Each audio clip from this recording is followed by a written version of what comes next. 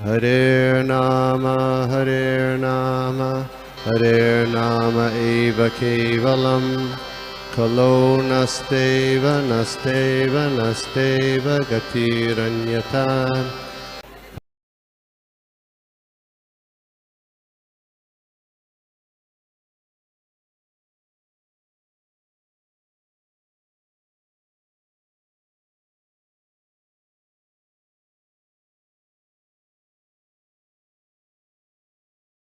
ओम नमो भगवते वासुदेवाय। ओम नमो भगवते वासुदेवाय। ओम नमो भगवते वासुदेवाय।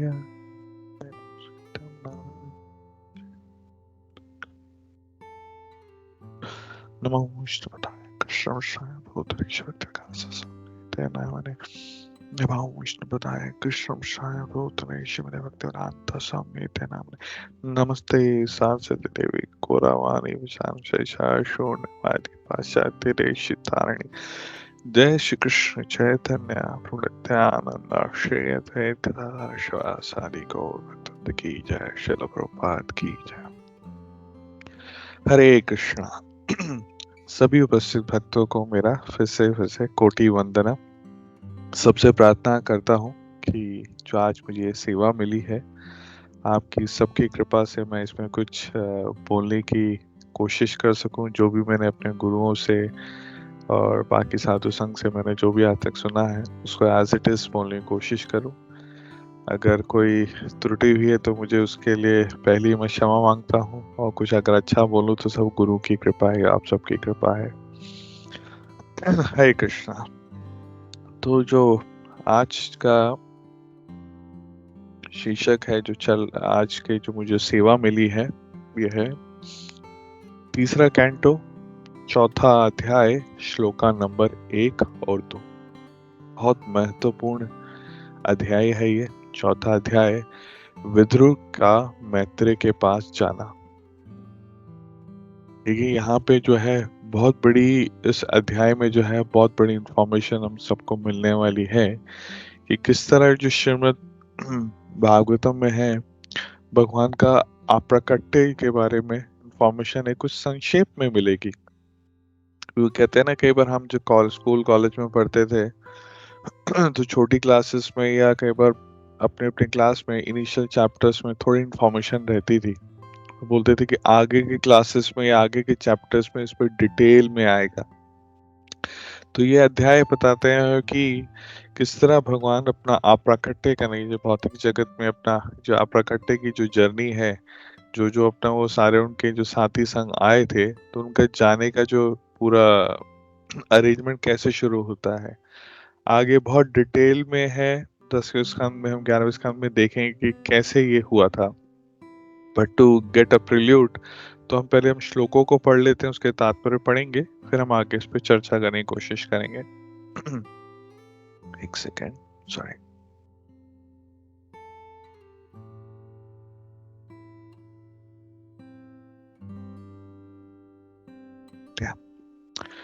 श्लोका नंबर 1। उद्धवाच अथा ते तत् अनुज्ञाता भुक्त्वा पीत्वा च वारुणिम् तया विभ्रंशिता ज्ञाना दुरुक्तेर्मर्म पस्पृशे। अनुवाद और प्रभुपाद द्वारा। जय श्रील प्रभुपाद। सॉरी, मेरे को हिंदी में स्विच करना पड़ेगा।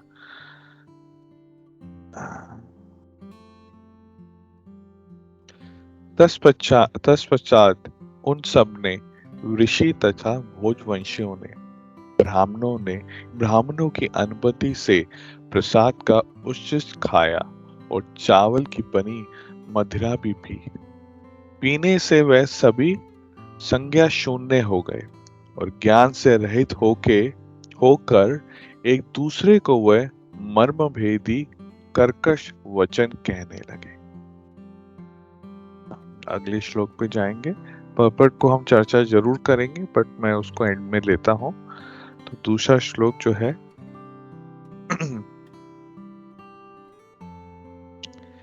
तेषां मेरे दोषेण विषम कृता चेतसां लिम्लोचातिराव आसीत् वेणूनाम् इव मर्दनम्।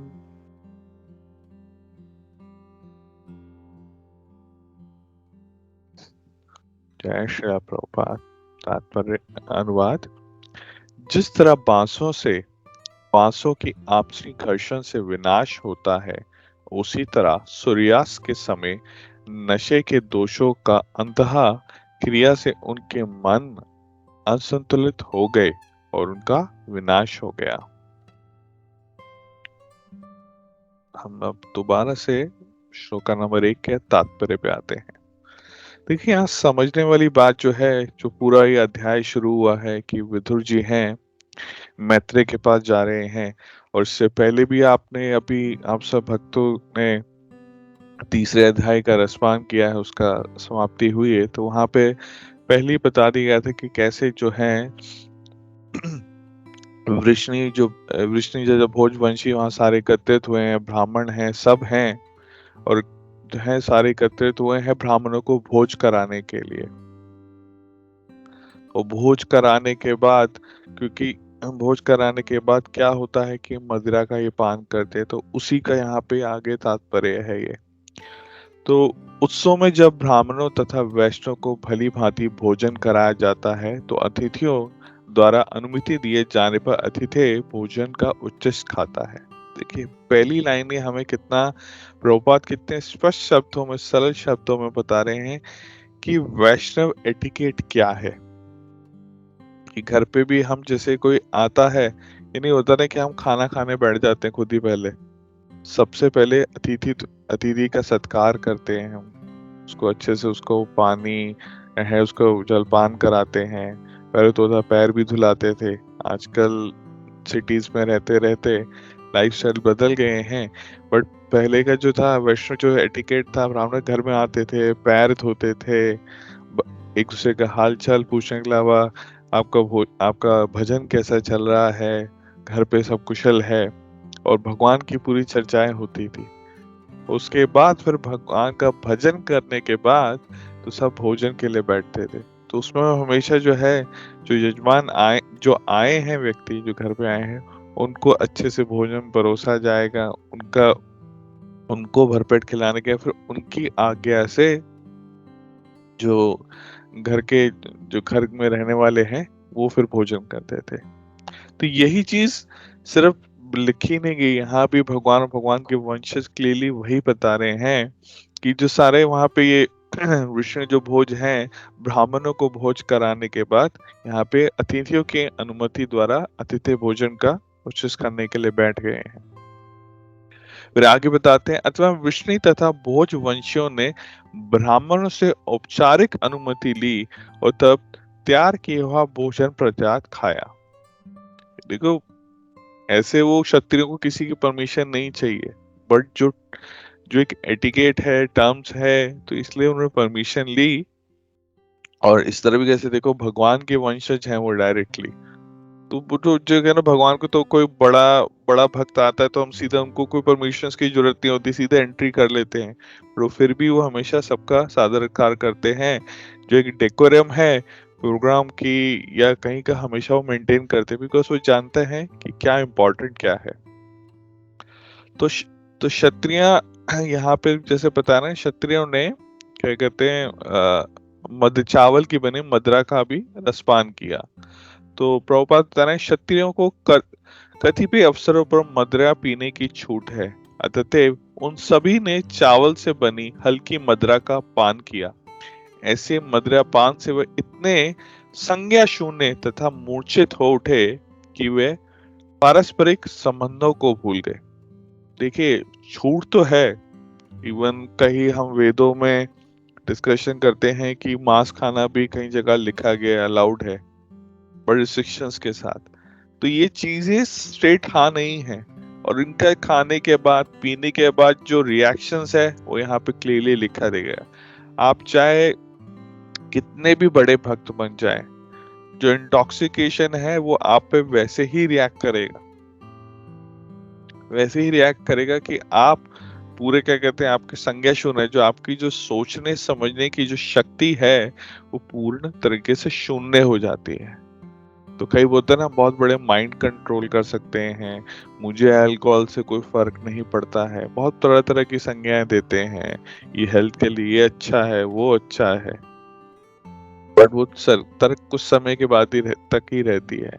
कुछ समय के बाद देख लेते हैं कि उनके जो शरीर है उनका साथ कैसे छोड़ना शुरू कर देता है, और वो उनकी सोचने समझने की जो शक्ति है जिसमें उनका बहुत अभिमान रहता है, तो वो कितने गलत रास्तों पे वो चल के उसका विपरीत उसका क्या कहते हैं उसका अर्थ निकलता है। तो खुद का भी नाश करते हैं, परिवार का भी नाश करते हैं, और आसपास के समाज भी दूषित हो जाता है। तो यहाँ पे भी यही बता रहे हैं, दिखाया है कि मदिरा पान करने के बाद जब उनकी संज्ञा शून्य उस सोचने समझने की शक्ति खराब हो गई, तो वो अपने संबंधों को ही भूल गए, अपने पारंपरिक संबंधों को भूल गए, और ऐसे कटु वचनों का प्रयोग करने लगे जो आपस में एक दूसरे के हृदय को आहत करने लगे थे। देखिए, इंसान तलवार के चाकू से घाव से तो एक बार उभर जाता है, पर जो कटु वचन है, कटु वचन इतने घायल कर देते हैं, कितना अपमानजनक लगता है। कहते हैं कि एक क्षत्रिय तलवार से भी मर जाए उसको इतना दर्द नहीं होता, उसको चोट लगे, बट जब कोई अपमान के शब्द वो सहता है उसके लिए वो ज्यादा उसको चोट लगती है। तो ये आपस में ही सबने लड़ना शुरू कर दिया, और अपने संबंधों को भी भूल गए और एक दूसरे को आहत करने लगे, हृदय को आहत करने लगे। तो प्रभुपाद आगे बता रहे हैं कि मदिरापान कितना हानिकारक है, कि कोई अत्यंत संस्कृत परिवार भी नशे से प्रभावित हो जाता है और नशे की अवस्था में अपने आप को भूल सकता है। वृष्णि तथा वंशियों को इस तरह अपने आप को भूल जाने की आशा नहीं की जाती, किंतु परमेश्वर की इच्छा से ऐसा हुआ है, तो वह एक दूसरे के प्रति कटु बन गए। तो यहाँ जो सबसे इम्पोर्टेंट बात तो हमने समझी, सबसे पहले तो हमने समझा इसमें कि वैष्णव एटिकेट, सबसे पहले हमें जो अतिथियों का सत्कार करना है। सेकेंडली कि अगर आप कोई भी इंटॉक्सिकेशन लेते हैं, चाहे आपके लेवल पे आपको अलाउड है, वो आपकी बॉडी पे रिएक्ट करेगी ही करेगी। तो आपकी सोचने समझने की जो शक्ति है वो एक टाइम के बाद आपको खराब कर ही देगी। आप खुद को, अपने रिश्तों को आप भूल जाएंगे, और एक है कि वक्त के बाद आपका पतन हो जाता है। बट यहाँ पे समझने की जो सबसे इम्पोर्टेंट बात है कि यहाँ हम नॉर्मल जो हम कंपैरिजन कर रहे हैं कर्मियों का, जैसे अगर मैं अपनी बात करूं, अगर मैं अपने लिए करता तो मेरे पे रिएक्शंस आते, बट यहाँ पे क्यों दिखाया जा रहा है ये, क्योंकि यहाँ पे लेकिन यहाँ जो हो रहा है, यदुवंशी ये तो भगवान के वंशज है, तो यहाँ पे तो बिल्कुल ना कि नहीं विपरीत बात हो रही है कि भगवान के भक्त हो के, भगवान के बच्चे हो के भी ऐसे कैसे कर सकते हैं, डायरेक्टली जो उनके पार्षद थे। तो देखिए वहां पे प्रभुपाद बिल्कुल क्लियरली बताते हैं, इस पूरे अध्याय में हमें आगे चल के और भी क्लियर होगा कि ये सब जो है भगवान की लीला है, और ये भगवान के आदेश से हो रहा है। देखो भगवान का आदेश नहीं है, अगर इच्छा नहीं है तो एक पत्ता भी नहीं हिल सकता है। देखो भगवान को जब ब्रह्मा जी पहले जब धरती माँ जो बहुत कष्ट में थी, तो ब्रह्मा जी के साथ और सभी देवी देवता के साथ उनसे प्रार्थना करते हैं कि भगवान आप प्रकट होइए, और धरती को जो पाप इतने बढ़ चुके हैं उनसे उसका उनसे उसका निवारण करिए। भगवान लेकिन कभी भी अकेले नहीं आते हैं, तो राधा रानी और उनके सारे जो पार्षद थे, तो राधा रानी बिना क्या कहते हैं वृंदावन के नहीं आती है, उनको राधा कुंड, श्याम कुंड हर कुछ चाहिए। तो पूरी लीलाएं जो है चौपड़ की तरह जो पासे होते हैं, तो एक एक पासा अपनी सेवा के अनुसार वहां से वैकुंठ से, गोलोक से यहाँ पे पधार गए थे। भगवान आए, और हमें पहली बार भगवान क्यों आते हैं, भगवदगीता भगवान ने बताया है, यदा यदा ही धर्मस्य, तो मैं बार बार आता हूँ, और किस लिए आता हूँ, दुष्टों का तो विनाश करता हूँ, और मैं भक्तों का भी क्या कहते हैं संग लेने आता हूँ, भक्तों को क्या कहते हैं उनको कृपा देने आता हूँ। अब उन्होंने जो कार्य करने आए थे, आपने किसी को घर पे बुलाया है कि ये हमारे सॉरी एग्जाम्पल थोड़ा अलग तरीके से दे रहा हूँ कि हमारा घर कंस्ट्रक्शन कर दीजिए या सेवा कर दिया, किसी को सिक्योरिटी के लिए बुलाया है, बट जब उनका कार्य क्या कहते हैं समाप्त हो जाता है तो उनको वापस भी जाने को बोलते हैं। या बोलिए अगर घर पे कोई बहुत बड़ा प्रोग्राम रखा है तो हम अतिथियों को बुलाते हैं, उनका सत्कार करते, सब अरेंजमेंट करते हैं, बट एक वक्त के बाद अतिथि भी जाते हैं। तो भगवान अपना क्या कहते गोलोक से यहाँ पे आए हैं, तो सारी सेवाएं जो जो उनके कार्य थे मेन, कि यहाँ पे जो इतना पाप बढ़ गए, इतने डीमंस बढ़ चुके हैं, तब उनके सफाई करनी जरूरी है। मेन सफाइयां तो वहां बैठे बैठे भी क्या कहते हैं हवा से कर सकते हैं, बट यह है कि जो भक्तों का संग पाना और भक्तों को और प्रेम देना लीलाओं के द्वारा, उसके लिए आए थे। बट अब ये हो गया कि सब तो हो गया है, अब लेकिन वापस जाना है, तो वापस तो चुटकी बजा के भी जा सकते हैं, बट अगेन भगवान का प्राकट्य हो या अप्राकट्य हो, हर चीज में एक लीला है। तो इसलिए भी बोलते हैं ना, हम जैसे वैष्णव कहते हैं ना, उनका प्रकट्य या अप्रकट्य है। प्रभुपाद का आना या इस धरती तल पे उनका क्या कहते हैं प्रकट होना या उनका अप्रकट होना, सब एक ही समान है। तो भगवान जब जाते तो उसमें भी लीला ही करके जाते हैं, कि ताकि हम सब कुछ ना कुछ सीख सके। ऐसा नहीं कि उन्होंने जस्ट शरीर, आगे श्लोकों में देखेंगे कि भगवान एक भौतिक स्तर पे देखने के लिए कुछ लोगों को लगे किस तरह उन्होंने शरीर छोड़ दिया, नहीं, पूरा उनका अप्रकटे हुआ है। और भगवान को मालूम है कि मेरे ही यदुवंशियों को, ऋषियों को कोई छू तो सकता नहीं है, इनको कोई भी नहीं छू सकता है, ये तो सर्वशक्ति वाले हैं, तुम सर्वशक्तिमान है, तो इनके लिए कोई ना कुछ कारण रचना पड़ेगा। तो उन्होंने वही कि क्षत्रिय बल उसमें दिखाया, उनको मद्रियापान कराया। तो मेन हमारे लर्निंग हो गई कि आप किसी भी लेवल पे रहे, अगर आप इंटॉक्सिकेशन करते हैं तो आपका पतन होना बिल्कुल अनिवार्य ही अनिवार्य है।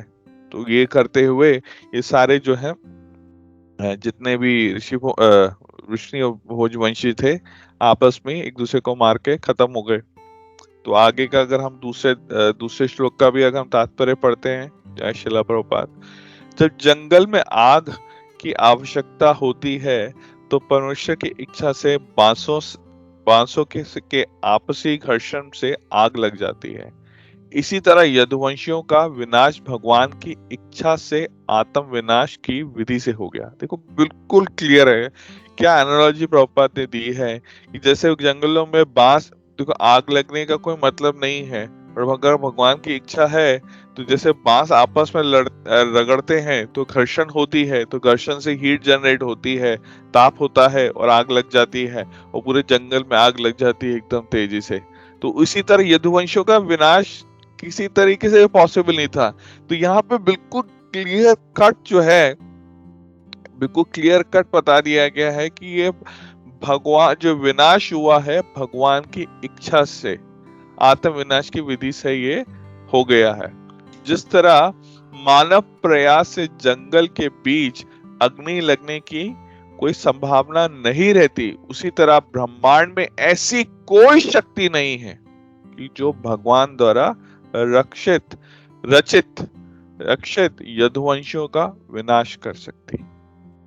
भगवान को इसी तरह से विनष्ट होने की इच्छा है।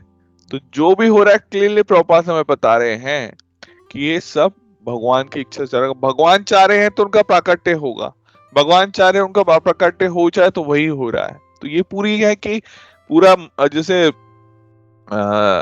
मदारी आता है, बंदर का खेल दिखाता है, तो पूरा सब कुछ का उसके बाद अपना वो झोला पूरा लपेट लेता है, पहले झोले से एक एक करके आइटम निकालता जाएगा। तो भगवान की देखिए सुबह दोपहर शाम को लीलाएं होती रह रही थी, डीमन जा रहे थे या कुछ ना कुछ प्राकट्य हो रहा था। अब उन्होंने ये सब हो गया, अब सारे मेरे कार्य हो चुके हैं, अब वापस धाम जाना है। तो वो धाम जा रहे हैं तो पोटली को लपेट रहे हैं, रोटली को लपेट एक एक सामान अंदर डाल रहे हैं, तो सब पार्षदों को वापस भेजना है। और देखिए एक इंपॉर्टेंट इसमें चीज और भी है जो समझनी है, कि आप किसी भी इच्छा से वापस नहीं जा सकते कभी भी था। भगवान की इच्छा थी कि यदुवंशियों को वापस भेजना है, तो उनके सारे इनको कर्मों को यहीं पे खत्म करके, जो उनके इसी तरह एक्सटर्नली दिखा के इनको यहीं पे फिनिश करना है, तभी जाएंगे, नहीं तो यहीं लटके रहेंगे। इससे पहले के अध्याय में दिखा देते हैं कि भगवान उनको आदेश देते हैं कि अभी आप आगे चलिए, यमुना के तट पर चलिए, बद्रिका आश्रम की तरफ जाना है। पूरा आइडिया, डायरेक्शन, पूरा डायरेक्टर की तरह एक एक प्लॉट को पहले उन्होंने पूरा पूरा क्लियरली से बता दी कि आपको क्या क्या करना है। आगे की पूरी डिजाइनिंग कर रखी है भगवान ने। तो इसी तरीके से ये यदुवंशियों का पूरा विनाश हो सकता था, और उस तरह यहाँ पे विनाश हुए। और ये भी पूरे एक तरह से ना, और यदुवंशियों ने भी मना नहीं किया कि अभी हमें आप द्वारका से बाहर जाने को क्यों बोल रहे हैं, आप हमें ये कार्य करने क्यों बोल रहे हैं। ये एक आदेश की तरह जो है उन्होंने इसका पालन किया। तो यहाँ पे देखिए बिल्कुल क्लियर, अगर हम इसको कंपैरिजन में डालें, अर्जुन को जैसे भगवान बोलते हैं कि तुम्हें युद्ध लड़ना है, उन्होंने तर्क करे, तर्क सिर्फ इसलिए करे थे कि ताकि हम मेरे जैसे भक्त को भी समझ में आए कि भगवान की इच्छाओं के द्वारा चलना कितना कितना जरूरी है हमारे लिए। तो ये ये अगर इसको हम और अगर हम डिटेल में समझें, इसकी समरी, एक सेकेंड ना।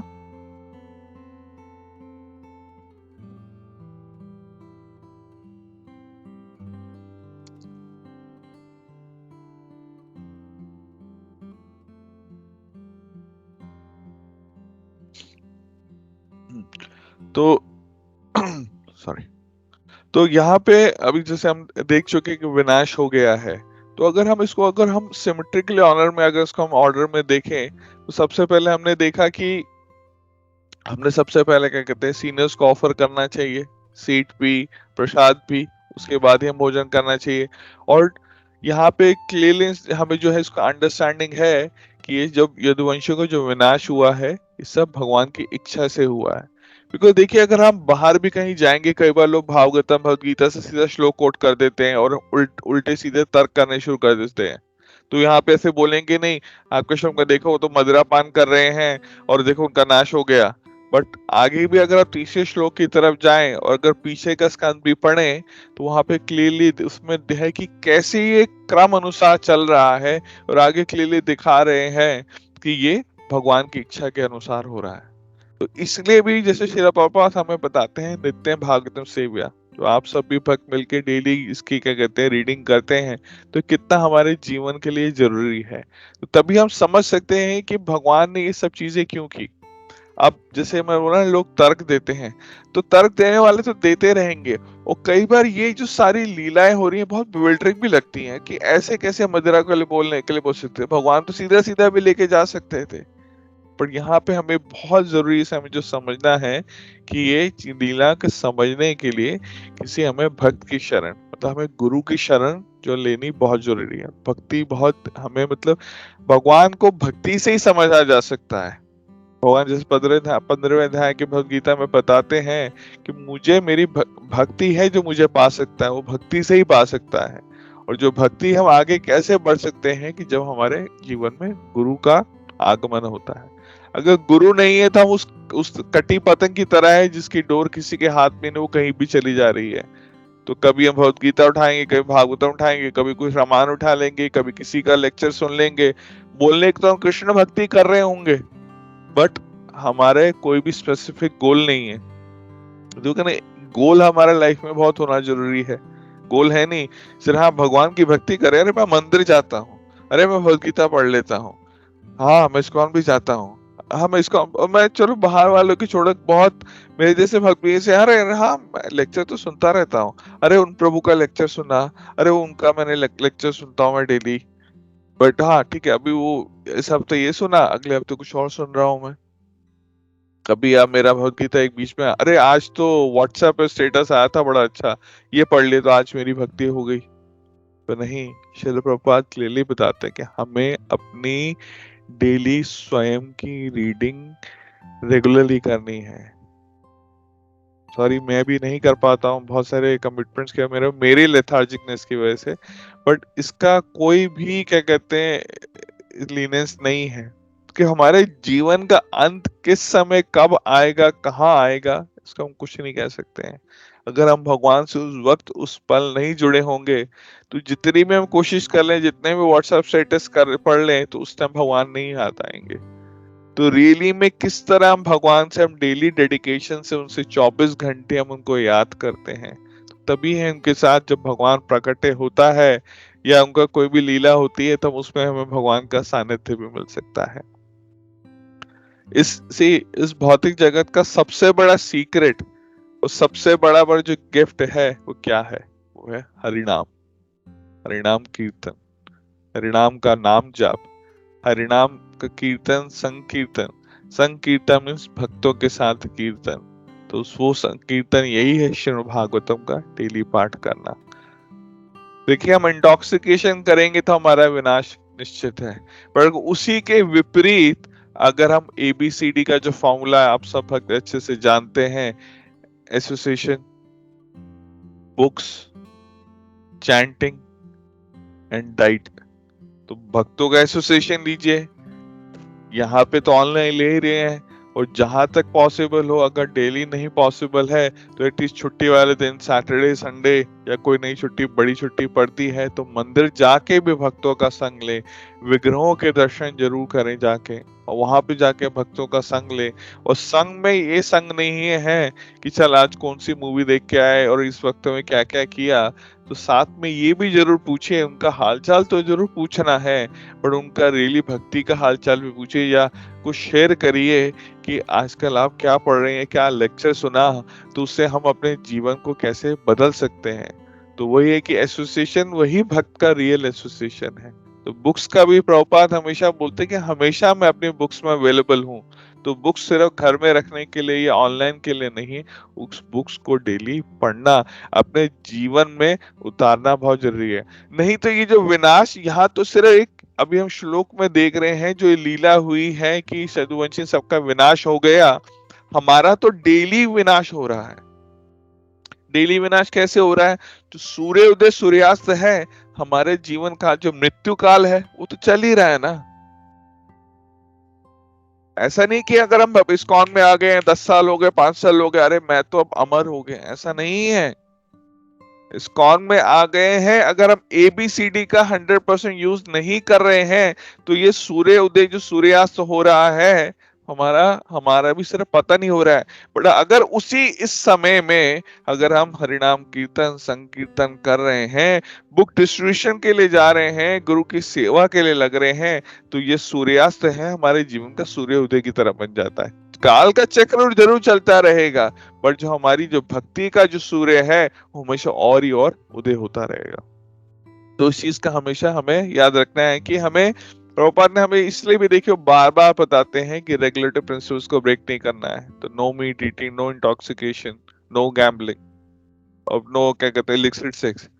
तो ये चीजें देखिए प्रभुपाद ने एकदम ना चुन चुन के ना एकदम परफेक्ट चीजें हमें दी हैं, नगन हमें जो हमें साथ में जो है डायमंड्स दे दिए हैं इस भक्ति में जीवन को आगे बढ़ाने के लिए। प्रभुपाद बताते हैं अगर हम बहुत सिंपली प्रभुपाद को फॉलो करें ना, ये ABCD का फॉर्मूला लेके और ये एक फॉर रेगुलेटरी प्रिंसिपल्स का फॉर्मूला लेके जस्ट रखने के लिए, और अपने जीवन का काल अपने डेली चलाते रहेंगे, बहुत सरलता से हम भक्ति में आगे बढ़ सकते हैं। ये चीजें फॉलो नहीं करेंगे तो भक्ति उतनी ही हमें कठिन लगेगी। अरे आज उठना है तो माला करने से पहले हमें ये कितना प्रेम है मेरे अंदर की, मैं आज भगवान की माला कि मुझे भगवान से प्रेम है, तो भगवान का मुझे नाम मिलने का मुझे अवसर दे रहे हैं, भगवान का धन्यवाद करना है।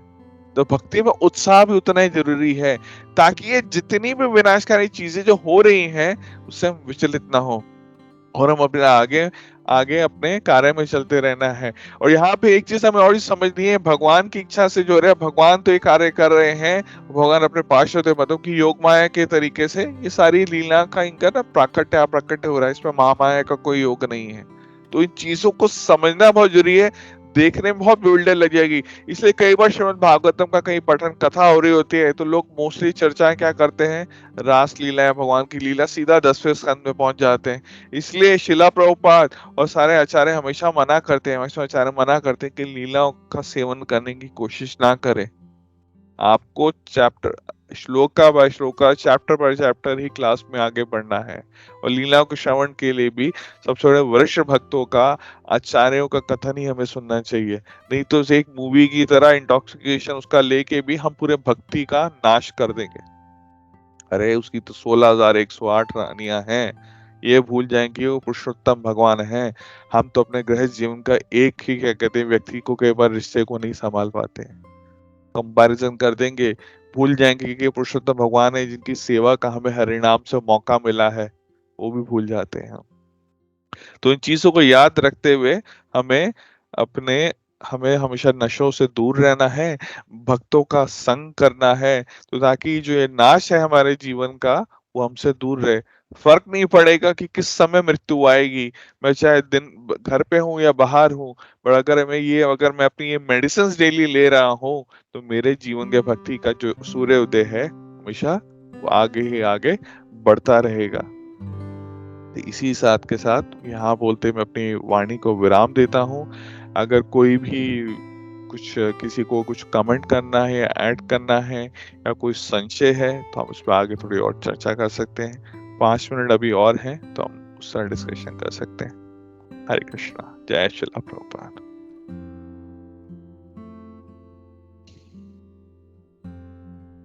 हरे Krishna.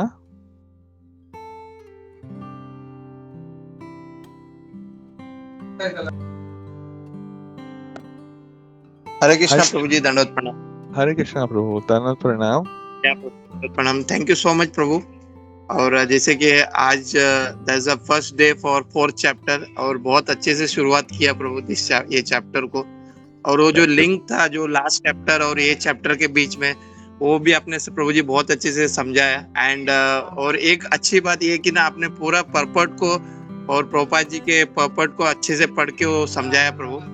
That was amazing. And वो जो वैष्णव एडिकेट के बारे में आप बता रहे थे प्रभु, कि कितना इम्पोर्टेंट है वैष्णव एडिकेट की। हमें अगर भक्ति में प्रगति करना है तो we have to follow all this, and specially we have to follow our seniors. वो बहुत अच्छे से आपने प्रभु बहुत अच्छे से समझाया। So thank you so much प्रभु for this wonderful class. And thanks once again कि ये जो चैप्टर की जो शुरुआत हुआ है प्रभु फ्रॉम आपके साइड से हुआ है, तो इट वाज वंडरफुल प्रभु। हरे कृष्णा। जय श्री कृष्णा। हरे कृष्णा प्रभु, दंडवत प्रणाम प्रभु। हरे कृष्णा गोपी प्रभु, सुस्वागतम प्रभु।